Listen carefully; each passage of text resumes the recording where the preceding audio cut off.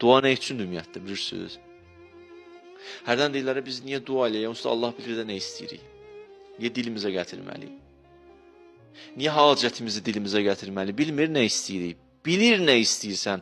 Amma hacəti dilimə gətirəndə acizliyi göstərirsən, Allahın qüdrətini qəbul edirsən və onun huzuruna gəlirsən, sanki yerdən qopursan. Hacət olur bir dənə bəhanə.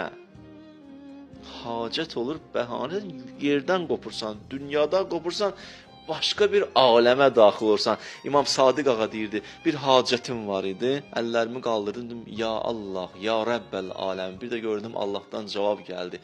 Ləbbeyk əbdi, ay mən də eşidirəm səni. Deyir, cavab o qədər şirin idi ki, hacətimi unutdum. Bu dua budur. Anam və zəvaqlar, gelirsən səcdiyə, hacət üçün gelirsən.